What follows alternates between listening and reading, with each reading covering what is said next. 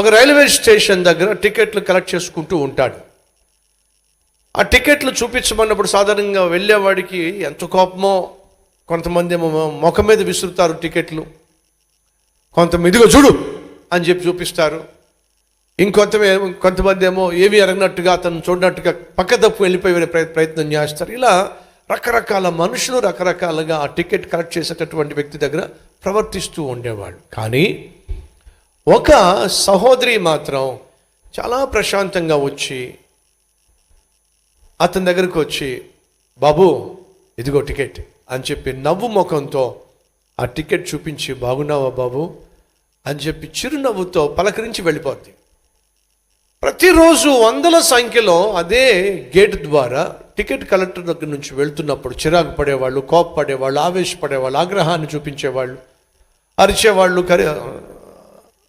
అలిగేవాళ్ళు, ఇలా ఎంతమందో. కానీ వీళ్ళందరి మధ్య ఈ సహోదరి మాత్రం చాలా డిఫరెంట్గా ఉండేది. ఆశ్చర్యం వేసేది. ఇంతమంది ఇలా అరాచకం సృష్టిస్తూ ఉంటే ఈ వ్యక్తి మాత్రం ఎందుకు అంత ఆనందంగా ఉంటుంది, ఎందుకు అంత సంతోషంగా ఉంటుంది అనే ప్రశ్న తనలో తలెత్తింది. సంవత్సరాలు గడిచిపోయినాయి, 20 సంవత్సరాలు గడిచిపోయినాయి. ఒకరోజు ఇదే టికెట్ కలెక్టర్ రోడ్డు మీద వెళ్తున్నప్పుడు ఎదురుగుండా అదిగో అతను టికెట్ కలెక్టర్గా ఉన్నప్పుడు వచ్చినటువంటి ఒక స్త్రీ ఉంది చూసారా, ఆమె ఎదురుపడింది. చూసిన వెంటనే గబగబ వెళ్ళి, అమ్మ బాగున్నారా అని అడిగాడు. ఆమె ఏమో గుర్తుపట్టలేదు. అయ్యా నేను మిమ్మల్ని గుర్తుపట్టలేదు, ఎవరు మీరు అని అంటే, అమ్మా నేనమ్మా పలానా రైల్వే స్టేషన్ దగ్గర టికెట్ కలెక్ట్ చేసేవాడిని కదా, టికెట్ చెక్ చేసేవాడిని కదా, అతన్నమ్మా. అప్పుడు ఆమె వెంటనే, గుర్తుపట్టాను బాబు, బాగున్నావా? చాలా బాగున్నానమ్మా. ఏమిటి అంత హ్యాపీగా ఉన్నావేమిటి అని అడిగింది ఆమె. నా హ్యాపీనెస్కి, నా సంతోషానికి కారణం మీరేనమ్మా అన్నాడు. అదేమిటి నీ సంతోషానికి నేను కారణం కావడం ఏమిటి? అవునమ్మా, టికెట్ కలెక్టర్గా ఉన్నప్పుడు 100 మంది నా ఎదురుగుంటా వెళ్ళేవాళ్ళు, టికెట్ ఇవ్వమంటే అరిచేవాళ్ళు కొంతమంది, విసుక్కునేవాళ్ళు కొంతమంది, కసురుకునేవాళ్ళు కొంతమంది, చిరాకు పడేవాళ్ళు కొంతమంది, టికెట్ ముఖం మీద విసిరేవాళ్ళు కొంతమంది. నాకు చాలా బాధ అనిపించేది. ఆ ఉద్యోగం మీద నాకు చాలా విరక్తి పుట్టేది. కానీ ఒక్క వ్యక్తి అడగకుండానే టికెట్ చూపించి ఎంతో స్మైల్తో, ఎంతో సంతోషంగా, చిరునవ్వుతో, బాబు బాగున్నావా అని చెప్పి అడిగింది ఒక్కరమ్మ, అది మీరు. అప్పుడు నాకు అనిపించేది, ఇన్ని 100 మంది 1000 మంది చిరాకు పడుతూ, కోపపడుతూ, విసుక్కుంటూ వెళ్తున్నప్పుడు ఈమెకి ఎక్కడి నుంచి వచ్చింది ఆ సంతోషం, ఎక్కడి నుంచి వచ్చింది ఆ ప్రశాంతత? ఒక్కడు నన్ను పలకరించడు, ఒక్కడు ప్రేమగా మాట్లాడు, కానీ మీరు మాత్రం నన్ను ప్రేమగా పలకరించేవారు, బాగున్నావు నాయన అని చెప్పి అనేవాళ్ళు. మీ ముఖంలో ఉన్న ప్రశాంతత, మీ ముఖంలో ఉన్న సంతోషం నన్ను బహుగా ప్రభావితం చేసిందమ్మా. అసలు సంతోషానికి కారణం ఏమిటి అని తెలుసుకునే ప్రక్రియలో ఒకరోజు జాగ్రత్తగా మీరు వస్తున్నప్పుడు మిమ్మల్ని పరిశీలించాను. అలా పరిశీలించినప్పుడు ప్రతిరోజు ఒక పుస్తకాన్ని ఈ విధంగా గుండెలకు పెట్టుకొని మీరు తీసుకొస్తూ ఉండేవాళ్ళు. ఏమిటి ఆ పుస్తకము అని చూస్తే పరిశుద్ధ గ్రంథము అని ఉంది. అప్పుడు నాకు అర్థమైంది, ఖచ్చితంగా ఈ పుస్తకమే ఈమెను ఎంత సంతోషభరితంగా మార్చింది అని చెప్పి నేను ఆ పుస్తకం ఎక్కడ దొరుకుతుందని చెప్పి వెళ్ళి కొనుక్కున్నానమ్మా. నేను కూడా పరిశుద్ధ గ్రంథాన్ని చదవటం మొదలుపెట్టాను. మీ జీవితంలో మీకు ఇచ్చిన సంతోషాన్నే ఆ ప్రభు నాకు కూడా దయచేశాడమ్మా. అమ్మా, మీ సంతోషము నా జీవితాన్ని మార్చేసింది. మీ సహోదరులు, నువ్వు రక్షించబడ్డావా?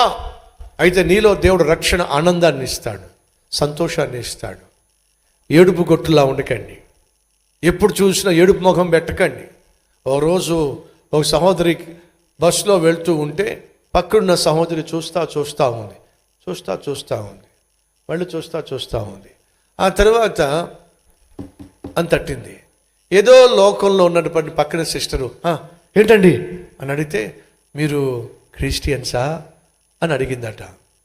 అదేంటి అంత ఖచ్చితంగా అలా చెప్పేశారు మీరు అని అంటే, ఈ పక్కన కూర్చున్నాడు అంటుంది, మిమ్మల్ని చూస్తే నాకు ఎందుకు అలాగ అనిపించిందండి. ఎందుకు అలా అనిపించింది? అదే మిమ్మల్ని చూస్తే ఏదో పోగొట్టుకునేలాగా ఇలాగా చూస్తూ ఉంటే అప్పుడు అనిపించింది, ఖచ్చితంగా ఎవరో క్రిస్టియన్ అయి ఉంటుందని చెప్పి అనిపించింది. ఎంత సిగ్గు చేయటండి. లోకానికి మన క్రైస్తవ్యాన్ని ఇలాగ పరిచయం చేసేదే. మీరు గమనించండి, ఆటోలో కూర్చున్నప్పుడు ఏదో పోగొట్టుకున్నట్టు అంటూ, ట్రైన్లో కూర్చున్నా సరే అంటూ ఉన్నారా మన మధ్య అలాంటి వాళ్ళు? నువ్వు లోకానికి ఏం చూపిస్తున్నావు?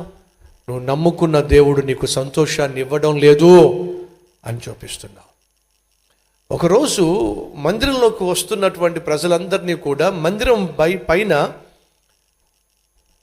పావురాలు కొన్ని నివాసం ఏర్పరచుకొని వచ్చేటటువంటి ప్రజలందరినీ చూస్తూ ఉంటే ఆ పావురాల్లో ఒక చిన్న పావురం తల్లి పావురాన్ని అంటుంది, అమ్మ చూసావా ఈ మందిరానికి వచ్చే వాళ్ళ ముఖాలు ఎలా ఉన్నాయో? ఎలా ఉన్నాయి తల్లి? అన్నీ ఏడుపు ముఖాలే. ఏం ముఖాలట? అన్నీ ఏడుపు ముఖాలే. చూడు మమ్మీ, అది ఆ ముఖం చూడు ఎలా ఏడుస్తుందో, ఈ ముఖం చూడు, ఈ తాడి ముఖం చూడు, ఈ పొట్టి ముఖం చూడు, ఈ బండ ముఖం చూడు. అప్పుడు తల్లి అన్నమాట ఏంటి తెలుసా మీకు? తల్లి పక్షి అన్నమాట ఏంటి తెలుసా? అమ్మా, ఏడుపు ముఖాలు కనిపిస్తున్నాయి నీకు? అన్నీ ఏడుపు ముఖాలే మమ్మీ. అయితే బహుశా మనం కలిగి ఉన్న మంచి దేవుడు వీళ్ళ మొక్కలకి లేడేమో, అందుకే వీళ్ళ మొక్కలు అలా తగలడినాయి. ఏమంటుంది పక్షి? మనం కలిగి ఉన్న దేవుడు వీళ్ళ మొక్కలకి లేడేమో, అందుకే ఏడుపు మొక్కలు. మనం కలిగి ఉన్న దేవుడు వీళ్ళు కలిగి ఉన్నట్లయితే వీళ్ళు మనలాగే సంతోషంగా ఉండేవాళ్ళు. అడుగుతున్న సహోదరుడా సహోదరి, నువ్వు ఇంట్లోంచి బయటకు వస్తున్నప్పుడు ఏడుపు మొఖంతో రా, మొఖం సంతోషంగా బయటికి రా. నీ సంతోషానికి కారణం ఏమిటి? ఎవరో ఒకరు అడిగే విధంగా నువ్వు జీవించు. నా కళ్ళను పరీక్షించుకోవడానికి ఒకసారి నేను కంటి హాస్పిటల్కి వెళ్ళాను. ఆ డాక్టర్ నన్ను చూసి గుర్తుపట్టి, మీరు సతీష్ కుమార్ గారు కదా అని చెప్పి అడిగింది. అవును డాక్టర్, నేను సతీష్ కుమార్. మిమ్మల్ని టీవీలో నేను చూస్తూ ఉంటానండి. మీరు మాట్లాడుతున్నప్పుడు చాలా హ్యాపీగా సంతోషంగా మాట్లాడతారు. మీ సంతోషానికి కారణం ఏమిటి? నా సంతోషానికి నా ప్రభు అయిన యేసుక్రీస్తే కారణం.